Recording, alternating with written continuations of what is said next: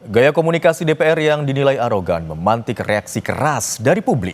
Pemberian tunjangan dengan nilai fantastis dinilai bak surga dan bumi dengan kondisi masyarakat.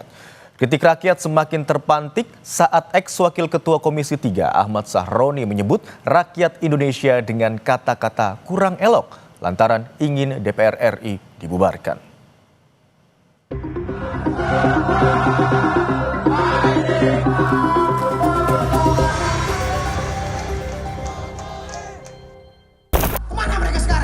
Gaya komunikasi beberapa anggota DPR memicu kritik yang berujung demonstrasi di sejumlah wilayah Indonesia. Setidaknya kurang dari sepekan, sudah ada 2 kali unjuk rasa di gedung DPR, yakni Senin 25 Agustus dan Kamis 28 Agustus. Tunjangan dan fasilitas fantastis anggota DPR jadi pemicunya.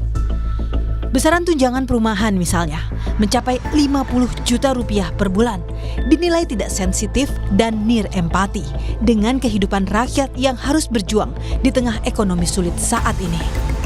Pemberian tunjangan ini juga dinilai tidak sebanding dengan kinerja anggota DPR dalam menghasilkan produk legislasi. Kritik rakyat semakin terpantik lantaran ex-wakil Ketua Komisi 3 DPR dari Partai Nasional Demokrat alias Nasdem, Ahmad Sahroni, menyebut rakyat Indonesia dengan kata-kata kurang elok lantaran ingin DPR RI dibubarkan. Kan kritik mau ngapain aja boleh, tapi jangan mencaci maki berlebihan, itu kan karena merusak mental manusia yang begitu adalah mental orang sedunia. Kegeraman publik akhirnya pecah dalam 2 aksi demonstrasi yang berlangsung selama sepekan terakhir. Afan Kurniawan, pengemudi ojek online yang tengah melintas di tengah kerumunan demo, meregang nyawa saat masyarakat berjuang menyuarakan kritiknya atas sikap wakil rakyat di Senayan. Walau Kapolri telah menyampaikan permohonan maaf, namun aksi tidak mereda. Presiden Prabowo Subianto juga terang-terangan mengaku kecewa atas tindakan aparat dalam menyikapi unjuk rasa. Presiden memastikan tindakan petugas yang melampaui batas akan ditindak tegas. Saya atas nama pribadi dan atas nama pemerintah Republik Indonesia mengucapkan turut berduka cita dan menyampaikan bela sungkawa yang sedalam-dalamnya.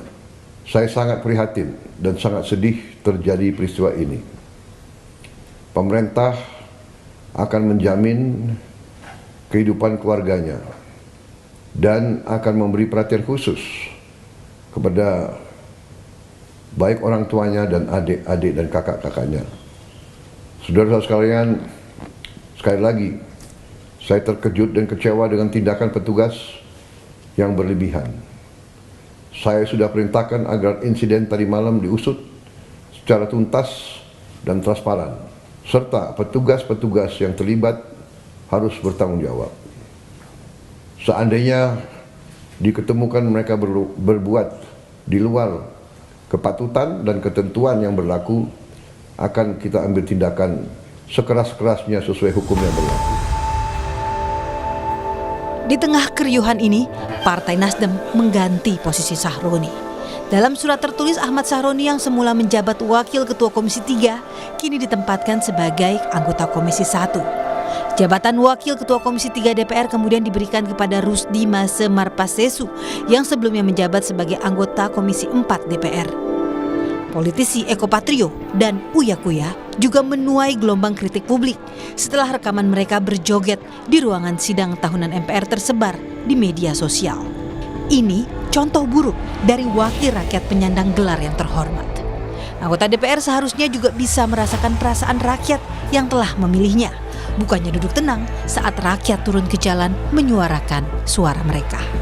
Karena bagaimanapun tidak ada kritik seharga nyawa. Tim Liputan Kompas TV.